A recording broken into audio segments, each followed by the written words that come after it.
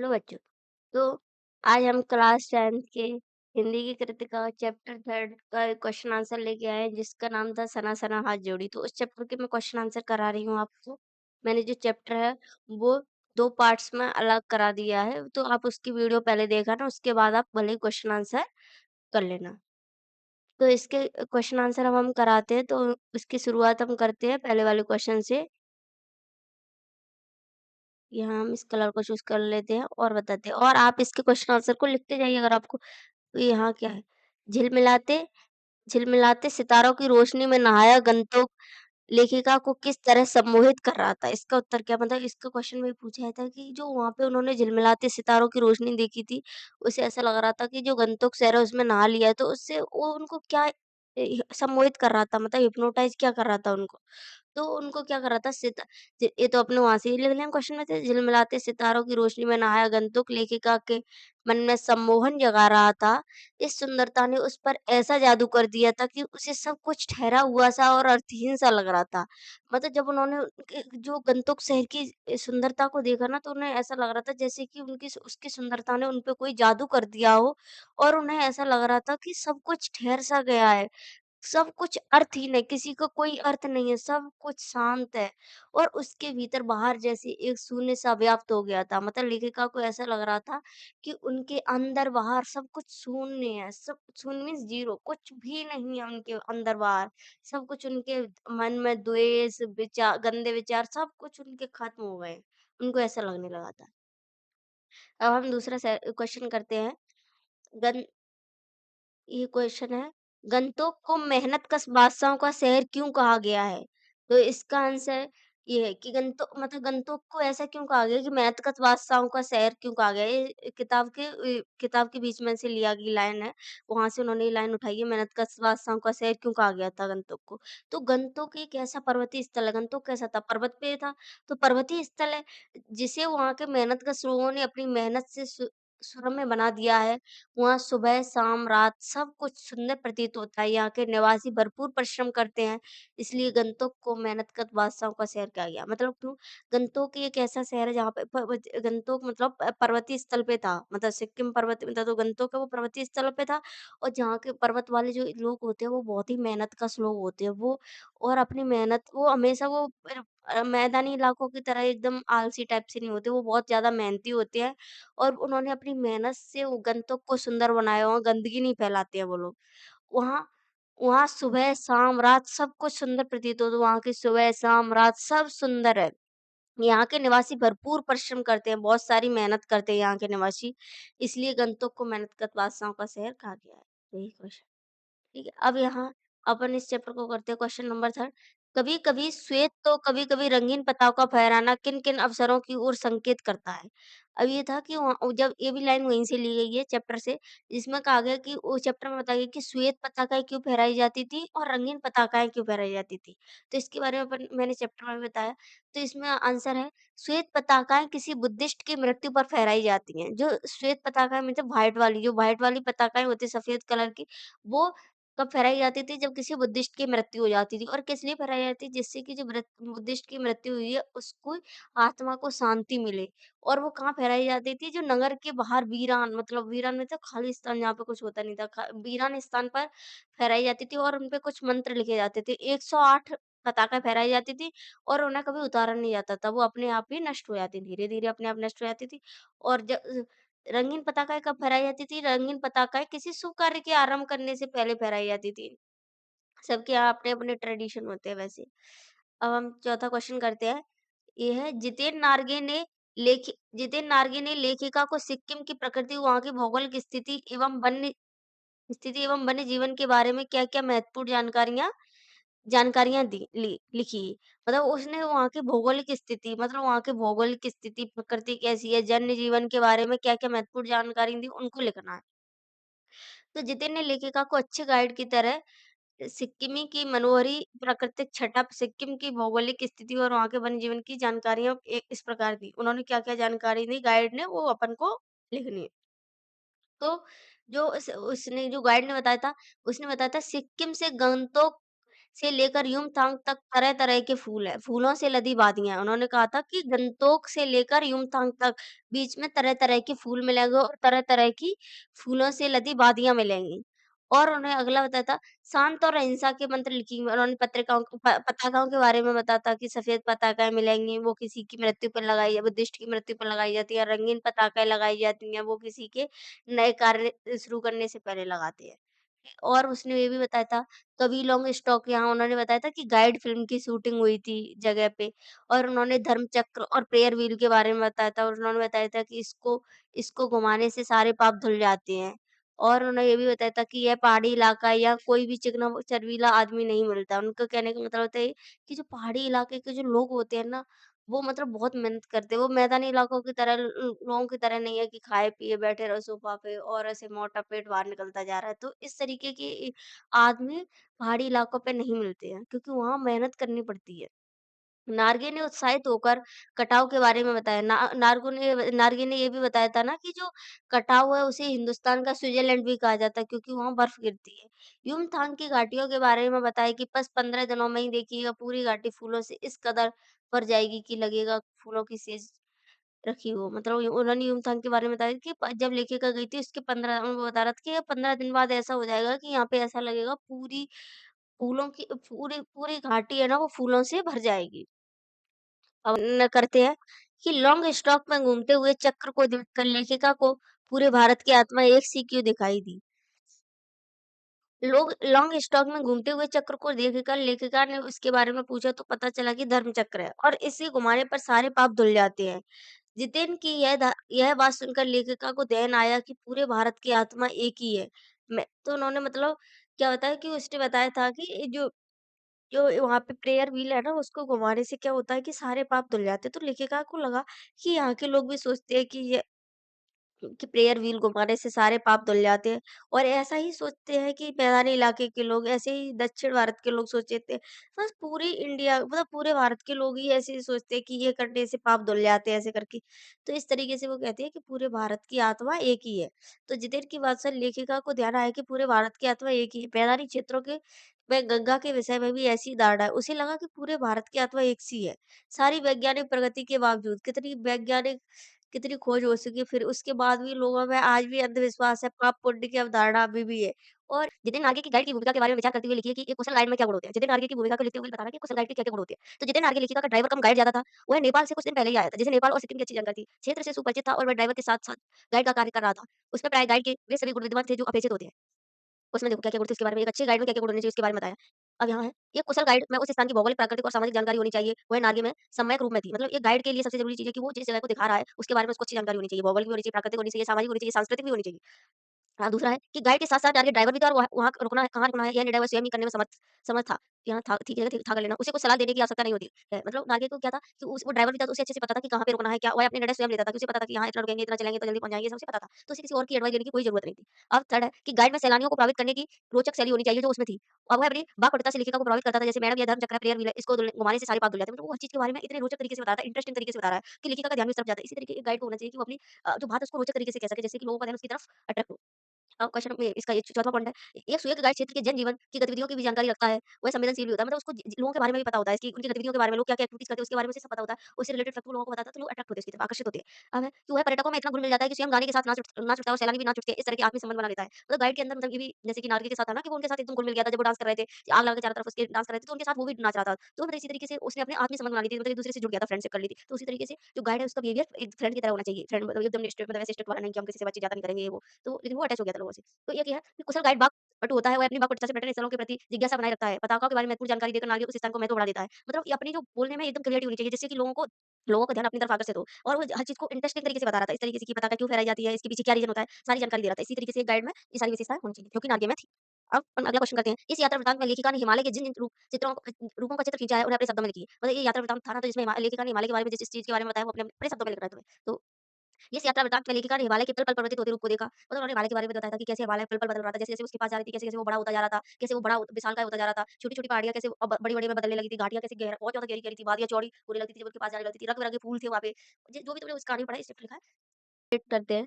प्रकृति के उस अनंत और विराट स्वरूप को देखकर लेखिका को कैसी अनुभूति होती है? मतलब प्रकृति के उस अनंत, तो वो विराट मीन्स बहुत बड़े स्वरूप को देखकर, जो हिमालय के बड़े स्वरूप को देखकर उनको क्या फ़ील हो रहा था, अनुभूति हुई थी, उसके बारे में लिखना है। तो लेखिका प्रकृति के उस आनंद और विराट स्वरूप को देखकर एकदम मौन और किसी ऋषि की तरह शांत होकर वह सारे परिदृश्य को अपने भीतर समेट लेना चाहती थी। वह रोमांचित थी, पुलकित थी। मतलब उन्हों क्या वो एकदम खुश थी, एकदम शांत होकर वो सब चीज़ों को देख रही थी। सब लोग फ़ोटो खिंचा रहे थे। अब वो आराम से शांत मन से अपने सबको आराम से देख रही थी और वो जो परिदृश्य था उसको अपने अंदर समेटना चाहती थी। वो सोच रही थी कि मतलब उसके बारे में उन्होंने लिखा है कि उसे आदिम युग के अभिशप्त राजकुमारी की सी बिखरे भारी भरकम पत्थरों पर झरने के संगीत के साथ आत्मा का संगीत सुनने जैसा आभास हो रहा था, सॉरी। ऐसा प्रतीत हुआ जैसे देश और काल की सरहदों से दूर बहती धारा बन बहने लगी हो। मतलब उनको ऐसा लग रहा था कि मतलब यो उनको कुछ नहीं, आसपास की बुराइयां, उनकी जो बुराइयां हैं वो सारी खत्म हो गई, तामसिकताएं नष्ट हो गई, दुष्ट भावनाएं सारी बह गई हैं। उनको ऐसा लग रहा था उनकी जो सारी बुराइयां वो नदी में बह गई। उनका मन एकदम शांत था और वो झरने की आवाज को वो सुन रही थी। प्रकृति के इस सौंदर्य को देखकर लेखिका को पहली बार एहसास हुआ कि यही चलायमान सौंदर्य जीवन का आनंद है। उनको ऐसा लग रहा था कि यही जीवन का असली आनंद है। ठीक है, तो अब हम क्वेश्चन नंबर 9 करते हैं। प्राकृतिक सौंदर्य के अलौकिक आनंद में डूबी लेखिका कौन-कौन से दृश्य झकझोर गए?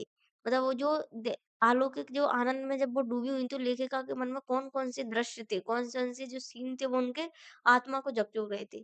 तो उन्होंने जब पहाड़ी औरतों को पत्थर काटते हुए देखा तो उनके आत्मा का पूरे झकझोर दिया था। उसने देखा कि उस अद्वितीय सौंदर्य को से कुछ निरपेक्ष कुछ पहाड़ी औरतें पत्थरों पर बैठी पत्थर तोड़ रही थीं। उनके हाथों में कुदाल और हथौड़े थे और उनकी कईयों की पीठ पर डोकों में उनके बच्चे भी बंधे थे। यह विचार उनके मन में बार-बार झकझोर रहा था कि नदी, फूलों, वादियों और झरनों के ऐसे स्वर्गिक सौंदर्य के बीच भूख, मौत, दैन्य और जिजीविसा के बीच जंग जारी है। मतलब उनको ऐसा लग रहा था कि एक तरफ कितनी सुंदरता है और एक तरफ पहाड़ी औरतें हैं जो इतनी सुंदर हैं फिर भी पत्थरों को काट रही हैं। तो मतलब वो दूसरी कि इस सुंदरता को बनाने में इन लोगों का बहुत ही बड़ा हाथ है। तो यही बात थी उनके मन को झकझोर रही थी कि कैसे कुछ लोग अपनी मेहनत से ऐसे काम करते हैं। अपन क्वेश्चन नंबर 10 करते हैं। सैलानियों को प्रकृति की अलौकिक छटा का अनुभव कराने में किन-किन लोगों का योगदान होता है, उल्लेख करें? तो इसमें सैलानियों को प्रकृति का अलौकिक छटा का अनुभव कराने में निम्न लोगों का योगदान होता है सराहनीय। वे कौन-कौन होते हैं? जैसे कि वे सरकारी लोग जो व्यवस्था में संलग्न होते हैं। जैसे कि कुछ सरकारी लोग होते हैं जैसे कि रोड वगैरह बनाना या फिर वहाँ जो चेतावनी वाले बोर्ड लगे थे उस टाइप से बोर्ड लगाना, तो जगह-जगह मतलब पुलिस वगैरह और किस तरीके से बॉर्डर पे कुछ लोग खड़े थे जो अपने देश की रक्षा कर रहे थे इतनी सर्दी में। तो उन चीज़ों उनके बारे में लिखना है। वहाँ के स्थानीय गाइड जो उस क्षेत्र की सर्वथा जानकारी देते हैं। एक गाइड की भी बहुत महत्वपूर्ण भूमिका होती है उस क्षेत्र के लिए कि वो सारी चीज़ एक्सप्लेन करता है, किस तरीके से लोगों को एक्सप्लेन करता है, ये भी इम्पोर्टेंट है। और वहाँ के स्थानीय लोग जो सैलानियों के साथ रुचि से बातचीत करते हैं। मतलब ये है कि अगर लोग वहाँ के इंटरेस्ट नहीं लेंगे, लोगों से अच्छे से बात नहीं करेंगे, तो फिर लोग जाना पसंद नहीं करेंगे ना, तो वो जो पहाड़ी लोग थे, वो बहुत अच्छे से बात करते थे। और बेसहयोगी यात्री जो यात्रा में मस्ती भरा माहौल रखते हैं, कभी निराश नहीं होते उस साथ मतलब वो अपने दोस्त जो तुम्हारे साथ गए इंटरेस्टिंग बनाने के लिए तुम्हारी यात्रा। अब अगला क्वेश्चन करते हैं। कितना कम लेकर इस को कितना अधिक वापस लौटा देती हैं? इस कथन के आधार पर स्पष्ट करें कि आम जनता को देश की आर्थिक प्रगति में क्या भूमिका है? मतलब उन्होंने लेखिका ने बताया था ना कि कितना कम लेकर इस समाज को कितना अधिक वापस लौटा देती है। तो ये है, किसी देश की आम जनता देश की आर्थिक प्रगति में बहुत अधिक अप्रत्यक्ष योगदान देती है। मतलब प्रत्यक्ष रूप से नहीं, अप्रत्यक्ष रूप से इनडायरेक्ट तो बहुत से लोग योगदान देते हैं ना। आम जनता में कि इस वर्ग में मजदूर, ड्राइवर, बोझ उठाने वाले, फेरी वाले, कृषि कार्य से जुड़े अपनी युमथांग की यात्रा में लेखक ने बताया कैसे पहाड़ी औरतें थी वो अपना जीवन पूरा उसी में लगा देती हैं पत्थर तोड़ने में और उनको डर भी नहीं रहता कि उनकी डेथ हो जाएगी फिर भी वो रास्ता बनाने में लगी रहती हैं। तो पहाड़ी इलाकों में पर्यटकों को आकर्षित करने के लिए वो बहुत महत्वपूर्ण भूमिका निभा रही है ना, इसी तरीके से बता रही है कि कितना कम लेकर इस समाज को कितना अधिक वापस लौटा देती है, इसके बारे में। अब ये वाला क्वेश्चन करते हैं। आज की पीढ़ी द्वारा प्रकृति के साथ किस तरह का खिलवाड़ किया जा रहा है? इसे रोकने में आपकी क्या भूमिका होनी चाहिए? ये थोड़ा पर्यावरण से रिलेटेड क्वेश्चन पूछ लिया है। तो प्रकृति के साथ खिलवाड़ करने के क्रम में आज पहाड़ों पर प्रकृति की शोभा को नष्ट किया जा रहा है। मतलब अपन प्रकृति के साथ छेड़छाड़ करते जा रहे हैं कि वृक्षों को काटकर पर्वतों को नंगा किया जा रहा है। मतलब वृक्ष काटते जा रहे हैं तो पर्वत एकदम खाली-खाली हो रहा है। शुद्ध पवित्र नदियों में गलत तरह-तरह की गंदगी फैला रहा है, जैसे कि गंगा नदी कितनी प्रदूषित कर दी गई है। दिल्ली में यमुना नदी कितनी ज़्यादा गंदी कर दी है और जो न नगरों का गंदा फैक्ट्री का जो मटेरियल होता है पानी, वो गंदा पानी डायरेक्ट छोड़ दिया, तो उसको बिना साफ किए तो नदी कितनी ज़्यादा प्रदूषित। तो इन चीज़ों को तुम क्या कर सकते हो? अपने तौर पे तो रोक ही सकते हैं ना, तो और पॉलीथीन वगैरह सब डाल रहे हैं तो अब ये है कि रोकने में कुछ उपयोग हैं जो आप इस तरीके से रोक सकते हैं। जैसे कि वर्तमान में खड़े वृक्षों को ना काटें, ना काटने दें। मतलब खुद भी नहीं काटें, ना काटने दें। यथासंभव वृक्षारोपण करें। मतलब जितना पॉसिबल है उतना तो तुम वृक्षारोपण कर सकते हो ना। पार्क वगैरह में जाके लगा दो या घरों में पेड़ लगा लो गाँव वगैरह में। वाहनों का उपयोग हो सके जितना कम करना चाहिए और जितना अपन पैदल लेने जहाँ से पैदल ला सकते हैं वो ले आएँ। और हो सके तो सामुदायिक वाहनों को यूज़ करना चाहिए, मतलब सामूहिक वाहनों का जैसे ग्रुप में, जैसे कि सरकारी बस वगैरह होती है उनका यूज़ ज़्यादा करना चाहिए। पॉलीथीन अपशिष्ट पदार्थों को नालियों में गंदे कुछ लोग होते हैं क्या डायरेक्ट पानी जो कुछ भी होता है फेंक देते कचरे में या फिर पानी में ही डाल देते हैं, तो इस तरीके से नहीं फेंकना चाहिए अपन को। अब अगला क्वेश्चन है, प्रदूषण के कारण स्नोफॉल में कमी का ज़िक्र किया गया है। प्रदूषण के और कौन-कौन से दुष्परिणाम सामने आए हैं ले प्रदूषण के कारण क्या हुआ है कि आजकल क्या हुआ है, प्रदूषण के कारण क्या हुआ है, टेम्परेचर ज़्यादा बढ़ गया है अर्थ का। टेम्परेचर बढ़ने से स्नो जो फॉल होती है उसमें कमी आ गई है। तो उसमें क्या लेखिका को उम्मीद थी कि उसे लाइव में बर्फ देखने को मिल जाएगी, लेकिन एक सिक्किमी युवक ने बताया कि प्रदूषण के कारण स्नोफॉल कम हो गया है। अतः उन्हें 500 मीटर ऊपर कटाव में ही बर्फ देखने को मिल सकेगी। तो प्रदूषण के कारण पर्यावरण में अनेक परिवर्तन आ रहे हैं, स्नोफॉल में कमी आई है, नदियों के जल प्रवाह की मात्रा कम होती जा रही है, पीने योग्य जल की कमी होती जा रही है, वायु प्रदूषित हो रही है और जैसे दिल्ली जैसे शहरों में तो सांस लेने में कितनी ज़्यादा दिक्कत आने लगी है। सांस और स्किन रिलेटेड प्रॉब्लम होने लगी है, उच्च रक्तचाप की बीमारियाँ बढ़ रही हैं, ब्लड प्रेशर हाई हो रहा है, ध्वनि प्रदूषण बढ़ रहा है, अलग तरीके से बहरेपन, अनिद्रा, नींद नहीं आती लोगों को, कुछ पता नहीं कितनी सारी स्ट्रेस बढ़ने लगा है। तो ये सारी प्रॉब्लम आ रही है, वो लिखा है। अब अगला क्वेश्चन है, कटाव पर किसी भी दुकान का ना होना उसके लिए वरदान है। इस कथन के पक्ष में उसकी राय व्यक्त कीजिए। कटाव में इसका मतलब ये है कि कटाव को अपनी स्वच्छता और सुंदरता के कारण हिंदुस्तान का स्विट्जरलैंड कहा जाता है या उससे भी अधिक सुंदर। यह सुंदरता आज इसलिए विद्यमान है क्योंकि वहाँ कोई दुकान नहीं है। यदि यहाँ भी दुकानें खुल जाए, व्यवसायीकरण हो जाए, यहाँ भी अगर बिज़नेस लोग चलाने लगे तो सुंदरता खत्म हो जाती है। इसलिए कटाव में कोई दुकान नहीं तो इसके लिए वरदान है ना। मनुष्य सुंदरता को देखकर प्रश्न होता है, तो मनुष्य ही सुंदरता को बिगाड़ता है। मनुष्य सुंदरता को देख के खुश होता है, लेकिन सुंदरता को बिगाड़ता भी मनुष्य ही है। सॉरी मैं फारी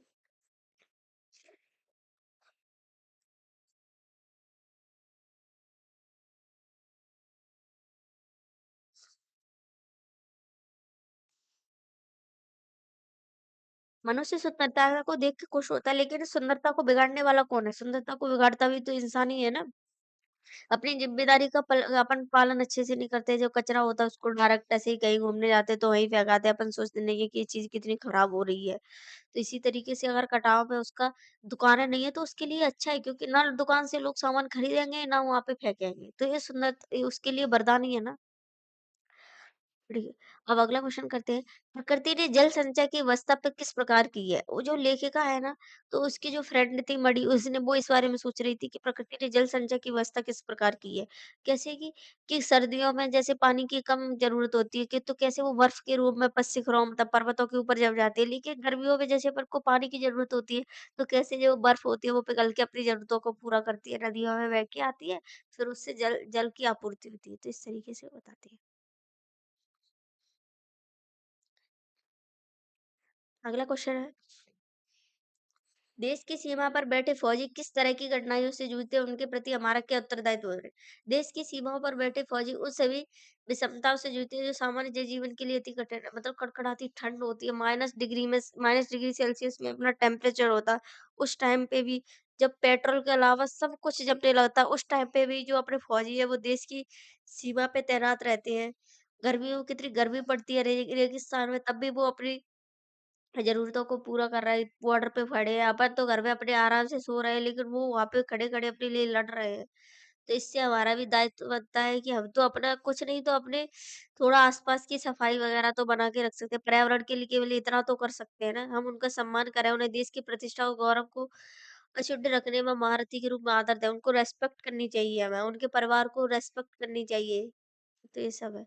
अब अभी एक्स्ट्रा क्वेश्चन आंसर है जो करना है।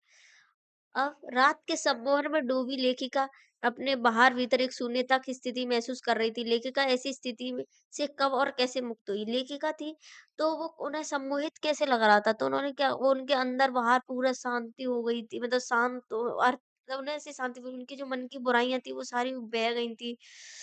और उन उसकी यह स्थिति तब टूटी जब उसके एट से एक प्रार्थना गुनगुनाने लगे, जैसे सना सना हाथ जोड़ी। ये उनकी जो लोकल जो लोगों की कविता थी वो थी। इस प्रार्थना को आज ही सवेरे उसने एक नेपाली युवती से सीखा था। सुबह-सुबह बालकनी की ओर भागकर लेखिका के हाथ निराशा क्यों लगी? उसके निराश मन को हल्की-सी सांत्वना कैसे मिली? तो जब लेखिका गई थी ना, तो उन्होंने वहाँ से सुना था कि उसके बारे में सुना था कि जो सब सुबह उठेंगी ना, तो जो कंचनजंगा को देखेंगी ना, तो उन्हें कंचनजंगा चोटी दिखाई देगी, जो कि हिमालय की तीसरी सबसे बड़ी चोटी है। लेकिन मौसम ना साफ होने की वजह से उन्हें वो दिखी नहीं कंचनजंगा चोटी। तो इसके कारण लेखिका निराश हो गई थी। जब लेखिका ने रंग-बिरंगे फूल इतने सारे फूल खिले देखे तो उनको थोड़ी-सी हल्की-सी शांति मिली। ये सब लिखना है। कवि लॉन्ग स्टॉक के बारे में जितिन नार्गे ने लेखिका को क्या बताया? कवि लॉन्ग स्टॉक के बारे में जे लेखिका ने वो जो जितिन नार्गे ने उसने लेखिका को यही तो बताया था कि इस स्थान पे गाइड फ़िल्म की शूटिंग हुई थी और जो तिब्बत के लोग थे, उनके बीच में जो 2 जातियाँ थी ना, लेप्चा और भूटिया के बीच मतलब जो लंबे टाइम से जो संघर्ष चल रहा था, उनके बीच में जो लड़ाई चल रही थी, उनके बीच में जो शांति हुई थी, संधि हुई थी, वो यहीं पे हुई थी। इसीलिए स्मारक के रूप में मौजूद है। अब अगला क्वेश्चन है, ऊँचाई की ओर बढ़ते जाने पर लेखिका को परिदृश्य में क्या अंतर नज़र आए? जो लेखिका जब नीचे से ऊपर की तरफ चढ़ाई कर रही थी, तो उनको आस-पास के पर्यावरण में क्या चेंजेस आए नज़र आए थे, उनके बारे में लिखना है। लेखिका ज्यों-ज्यों ऊँचाई की ओर बढ़ती जा रही थी, त्यों-त्यों बाज़ार, लोग, बस्तियाँ कम होते जा रहे थे क्योंकि बाज़ार, बस्तियाँ और नीचे वो तो सब नीचे होंगे ना, पहाड़ के पास तो होंगे नहीं। चलते-चलते स्वेटर बुनने वाली नेपाली युवतियाँ, कार्टून जैसे वो ढोने वाले बहादुर नेपाली मतलब जो लोग थे वो पीछे छूटने लगे थे। घाटियों घाटियों में जो ऊपर जब पर्वत से वो देख रही थी ना कि घाटियों में, तो घर ऐसे लग रहा था जैसे कि ताश के पत्तों की तरह दिख रहे थे। हिमालय अब बड़ा दिखने लगा था, जो नीचे से हिमालय छोटा दिखने जब वो हिमालय के पास जाने लगी तो हिमालय उनको बड़ा दिखने लगा था और रास्ते कैसे होने लगे थे, रास्ते थोड़े पतले से होने लगे थे और ज़्यादा घुमावदार होने लगे थे इस तरीके से। बीच-बीच में रंग-बिरंगे फूल भी दिख रहे थे उनको। अब अगला क्वेश्चन है, युमथांग के रास्ते में दोनों ओर बिखरे असीम सौंदर्य को देखकर लेखिका एवं अन्य सैलानियों की प्रतिक्रिया किस तरह अलग थी? मतलब युमथांग में जब उन्होंने बिखरे बहुत सारा सौंदर्य देखा तो कुछ लेखिका और उनके जो दूसरे उनके साथी थे उनके लोगों में क्या अंतर था? दोनों क्या-क्या सोच रहे थे? तो गंतोक से युमथांग जाते समय रास्ते के दोनों किनारों पर असीम सौंदर्य बिखरा था। इस सौंदर्य को देखकर अन्य सैलानी झूमने लगे और सुहाना सफर और ये मौसम हँसी गाना गाने लगे थे। पर लेखिका की प्र लेखि प्रतिक्रिया इससे हटकर थी, मतलब उनका जो फीडबैक था वो इससे हट के था। वो ये सोच रही थी, वो किसी ऋषि की तरह शांत होकर अब सोच रही थी कि वह कभी आसमान छूते पर्वत शिखरों को देखती तो कभी दूध की धारा की तरह झरझर गिरते जल प्रतापों को, मतलब वो कभी-कभी आसमान को देखती कि आसमान आसमान को ऐसा लग रहा था कि आसमान को जो पर्वत है वो टच कर रहे हैं और कभी-कभी वो जो नदी बह रही थी, उस जलप्रपात बह रहे थे, उनको देख रही थी। तो कभी चिकने-चिकने गुलाबी पत्थरों के बीच इठलाकर बहती चांदी की तरह कौन मारती तिस्ता नदी को देख रही थी। मतलब कभी-कभी जो पत्थरों के ऊपर से जो बह के जा रही थी तिस्ता नदी, उसको देख रही तो वो बहुत ज़्यादा खुश हो रही थी, रोमांचित हो गई थी। अब अगला क्वेश्चन है, सेवन सिस्टर वाटरफॉल को लेखिका ने किसका प्रतीक माना? उसका सौंदर्य देख लेखिका कैसा महसूस करने लगी? सेवन जो सिस्टर वाटरफॉल था उसको देखकर लेखिका को अनंतता का प्रतीक मान रही थी। लेखिका उस झरने को जीवन शक्ति का एहसास हो रहा था। उसका इसका सौंदर्य देख लेखिका को ऐसा लग रहा था जैसे वह स्वयं देश और काल की सीमाओं से दूर बहती धारा बनकर बहने लगी। मतलब उनको कुछ नहीं, देश और काल मतलब उनको ऐसा लग रहा था कि कोई देश की सीमा नहीं होती है, कोई बाउंड्रीज़ नहीं होती है। उनके मन की जो बुराइयाँ थी और उनके अंदर की जो तामसिकताएँ, भावना थी, वो सारी ऐसा लग रहा था सारी बह गई हैं। वो अनंत समय तक ऐसे बहना चाहती थी और झरने की पुकार सुनना चाहती थी। अब अगला क्वेश्चन है, लेखिका ने छाया और माया का अनूठा खेल किसे कहा? ये पूछ सकते हैं, एग्ज़ाम में इम्पोर्टेंट है। लेखिका ने युमतांग के रास्ते पर दुर्लभ प्राकृतिक सौंदर्य देखा। यह दृश्य उसकी आँखों और आत्मा को सुख देने वाले थे। धरती पर कहीं गहरी हरियाली फैली थी तो कहीं हल्का पीलापन दिख रहा था। कहीं-कहीं नंगे पत्थर ऐसे दिख रहे थे जैसे प्लास्टर उखड़ी पथरीली दीवार हो। देखते ही देखे आँखों के सामने से सब कुछ ऐसे गायब हो गया जैसे किसी ने जादू की छड़ी फहरा दी हो। क्योंकि बादलों ने सब कुछ ढक लिया था। प्रकृति के इसी दृश्य को लेखिका ने छाया और माया का खेल कहा था। अगला क्वेश्चन है, लेखिका ने किस चलायमान सौंदर्य को जीवन का आनंद कहा है और उसका ऐसा कहना कितना उचित है और क्यों? लेखिका ने निरंतरता की अनुभूति कराने वाले पर्वत, झरने, फूल, घाटियों, वादियों के जो दुर्लभ नज़ारे थे, उनको देखकर सोचा कि पल भर में ब्रह्मांड कितना कुछ घटित हो रहा है, कितनी चीज़ें एक साथ हो रही हैं। निरंतर पर्यावरण मतलब जो झरने हैं वो बह रहे हैं, तीस्ता नदी है वो बह रही है और जो कितने बादल हैं वो ऊपर आस-पास मंडरा रहे हैं और प्रियता और रोडोडेंड्रो के फूल हैं वो भी सब कैसे अपने खिल रहे हैं। ऐसा लगता है कि चरेवेती का संदेश दे रहा है। उसका ऐसा कहना पूर्णतः उचित है क्योंकि इसी चलायमान सौंदर्य में जीवन का वास्तविक आनंद छिपा है। अगला क्वेश्चन है, लेखिका ने पहाड़ी औरतों और आदिवासी औरतों में क्या समानता महसूस की? जो लेखिका थी, उन्होंने पहाड़ी औरतें थी ना, तो उन्होंने जब वो सिक्किम गई थी तो उन्होंने वहाँ पे देखा था कि सिक्किम की औरतें किस तरीके से मेहनत से अपने रास्ते बना रही हैं। और जबकि जो आदिवासी औरतें जब वो झारखंड गई थी तो वहाँ पे उन्होंने देखा था कि वहाँ की औरतें भी कितनी मेहनती अपने बच्चों को पीठ पे लाद के फिर किस तरीके से लकड़ियाँ और पत्तों की तलाश कर रही है, तो दोनों ही औरतें मेहनती हैं। सॉरी ये थोड़ा पानी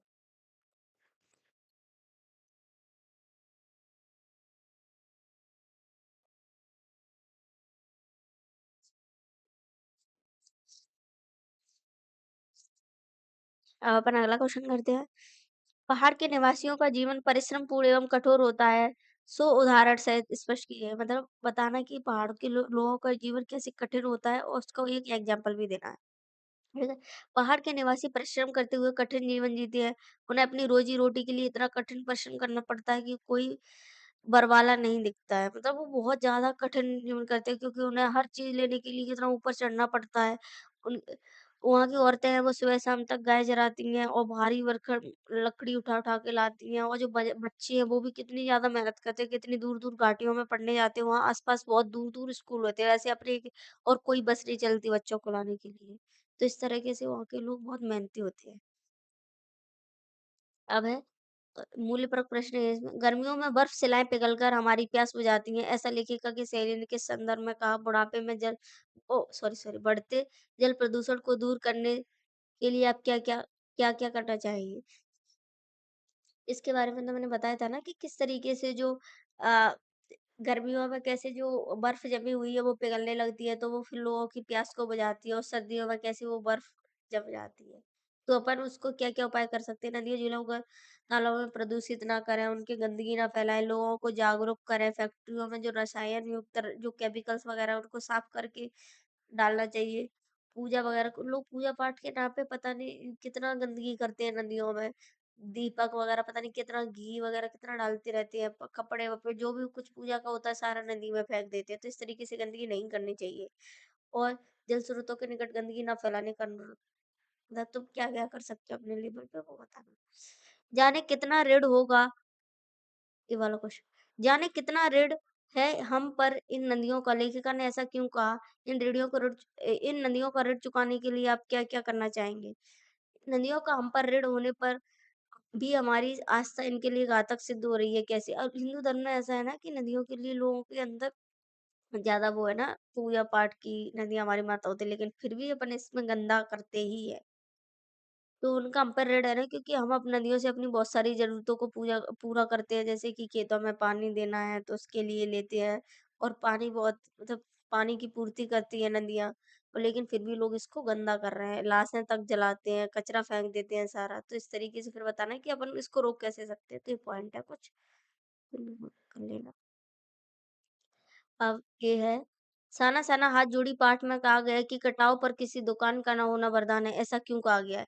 तो इसका ये लेखिका ने बताया है ना कि कटाव में किसी के दुकान का ना होना इसके लिए वरदान है क्योंकि जहाँ पे दुकान होती है तो लोग वहाँ पे क्या करते हैं, जो सामान खाया, फेंका, उसकी जो पॉलीथिन बची वहीं पे सारा गंदगी करते रहते हैं।